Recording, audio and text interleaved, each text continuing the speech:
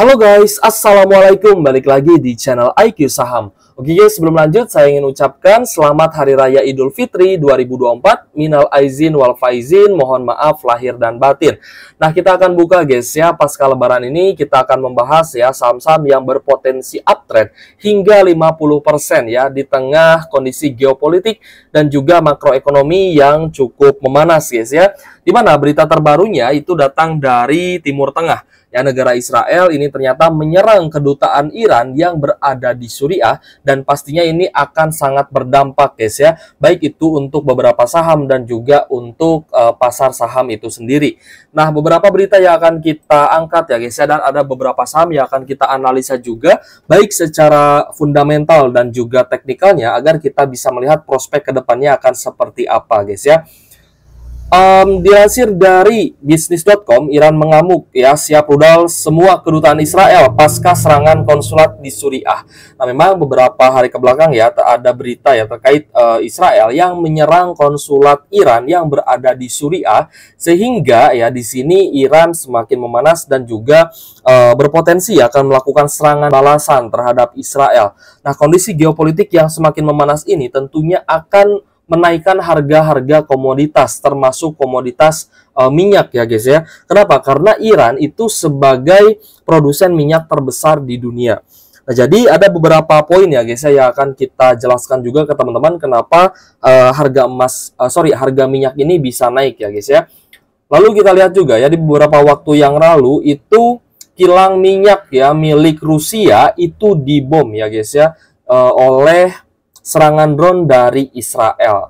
Nah, ini juga ya bisa menyebabkan harga minyak dunia itu semakin naik ya.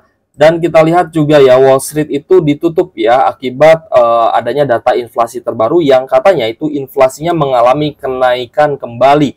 Jadi kemungkinan The Fed itu tidak akan menurunkan suku bunga dalam waktu dekat sampai inflasinya terkendali. Nah, tapi apa sih yang menyebabkan inflasi ini? Salah satunya adalah harga-harga komoditas yang melambung tinggi. Lalu kenapa harga komoditas bisa naik? Ya, salah satunya adalah ketegangan geopolitik. Ya, kita tahu bahwa militan Houthi Yaman itu meneror ya kapal-kapal milik Amerika, kapal-kapal milik Israel yang melintasi Timur Tengah ya guys ya, yang akan melintasi selat gitu ya. Jadi kapal-kapal tanker, kapal-kapal logistik milik Amerika dan sekutunya itu mau nggak mau harus memutari di Afrika Selatan, yang mana itu menyebabkan biaya ya untuk logistik ya untuk pengantaran ya baik itu minyak ataupun kargo itu akan semakin meningkat. Dan konsumsi minyak itu juga akan semakin tinggi. Jadi biaya pengantaran ya logistik itu dia akan naik ya, sehingga inflasi itu pasti naik ya guys ya.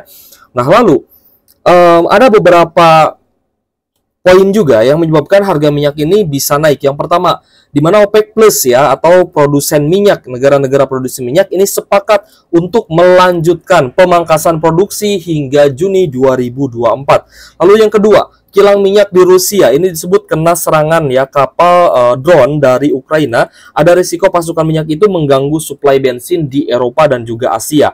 Lalu yang ketiga, konsulat Iran di Suriah diserang oleh Israel. Jika Iran melancarkan serangan balik ke Israel, ini akan memicu ketegangan yang lebih tinggi di area Timur Tengah, sehingga bisa mengganggu distribusi dan juga suplai minyak dari daerah tersebut. Yang keempat, pasokan cadangan minyak dan bensin Amerika Serikat mengalami penurunan. Ya guys, jadi kita lihat ya memang harga minyak ini berpotensi akan naik kembali ya. Apakah bisa ya menyentuh range di 100 US dollar per barrel untuk crude oil WTI ya seperti yang terjadi di tahun 2022 lalu guys ya, tepatnya di bulan Mei 2022 ini menyentuh 111 ya, 111 US dollar per barrel untuk harga oil WTI seperti itu. Nah, untuk Brent oil juga ini mengalami kenaikan. Nah, kita lihat untuk minyak mentah WTI di 1 bulan terakhir ini sudah mengalami kenaikan 11,85%. Begitupun juga untuk Brent oil ya mengalami kenaikan 11,35% di 1 bulan terakhir. Nah, tentu saja ini menjadi sinyal untuk kenaikan data inflasi. Nah, ketika inflasi naik ya otomatis suku bunga tidak akan turun, dan saham ini berpotensi akan turun ya guys ya, seperti yang terjadi terhadap Wall Street ya, atau Dow Jones juga ini ya, sahamnya Amerika ini turun gitu guys ya, sekitar 1%-an ya, melemah 1%-an seperti itu. Nah, meskipun sahamnya turun, tapi saya prediksi untuk saham-saham komoditas ya, ini malah akan melambung tinggi ya guys ya. Karena kita itu kan sebagai produsen dan juga eksportir komoditas seperti batu bara, minyak, gas, dan lain-lain.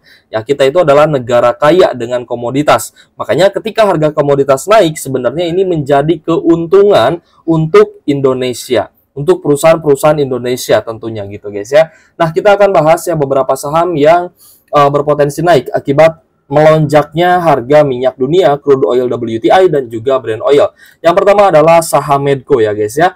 Medco di 3 bulan terakhir ini sudah mengalami kenaikan 31,65%.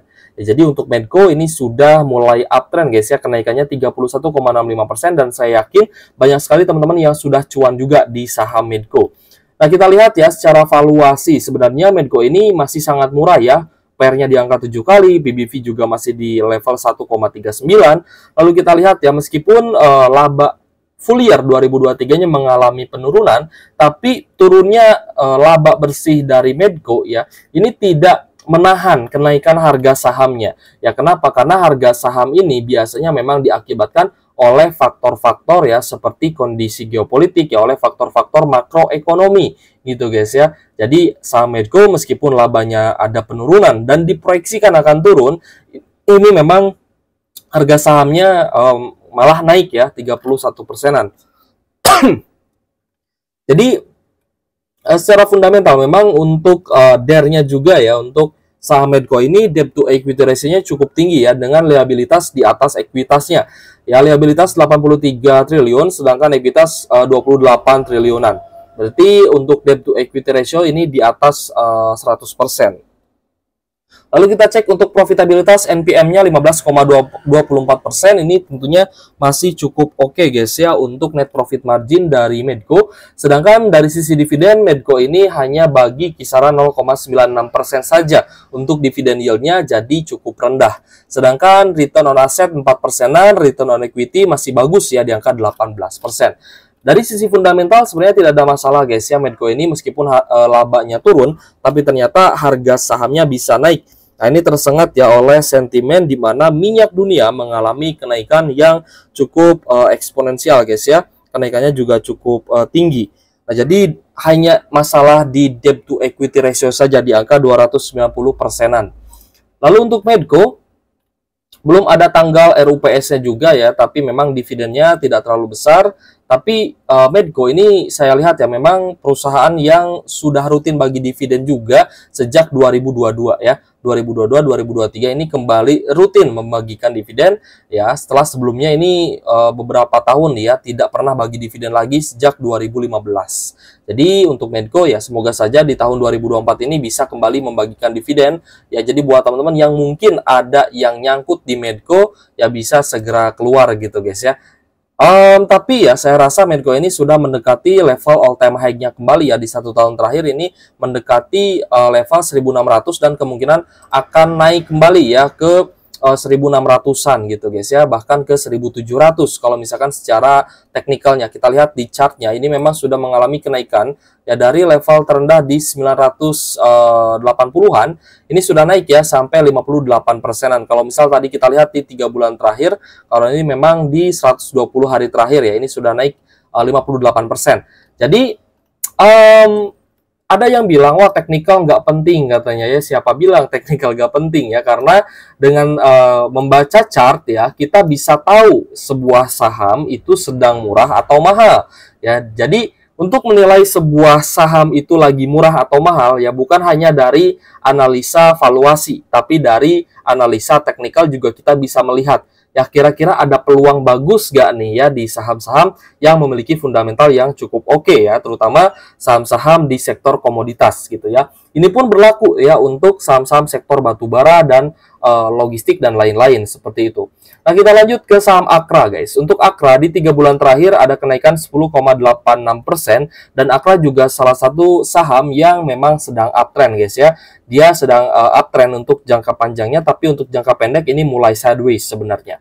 Lalu kita lihat ya dari fundamental PE ratio 12 kali, PBV 3 kali ya, otomatis saham Akra ini tidak terlalu undervalue atau tidak terlalu murah ya, bisa kita katakan sudah mulai mahal.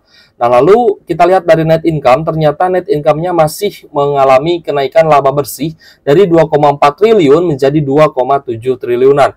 Lalu kita cek juga ya dari debt to equity ratio dan juga rasio keuangan untuk Akra.